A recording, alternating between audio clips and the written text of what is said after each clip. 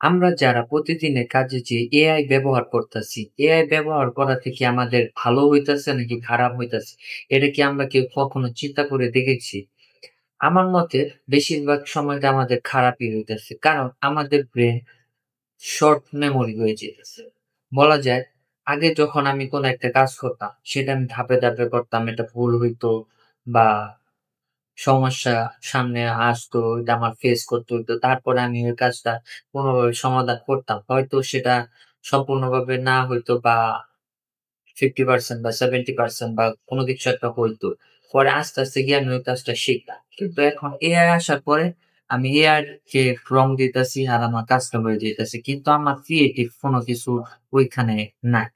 একদমই নাই বলা যায়। তো আমরা দেখা যাইতেছে যে আমি কয়টা ছবি তুলি। বেশিরভাগ ছবি এআই দিয়ে বানায় পোস্ট করতেছি। কিন্তু আমার ক্রিয়েটিভ কোন কিছু তেমন নাই বেশিরভাগ সময়।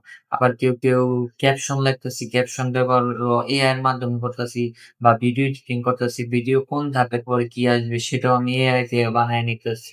এতে করে ক্রিয়েটিভ কোন কিছুই হইতেছে না। এতে করে মানুষের ক্রিয়েটিভ যেই নলেজটা ওইটা আরো কমে যাইতেছে। তাই আমি বলব যে সবকিছু এআই দা না বানাইয়া নিজেও কিছু বানানোর চেষ্টা করো, তাহলে ঠিক হবে। আর হলো বেশি, বেশি বই পড়ার চেষ্টা করবা।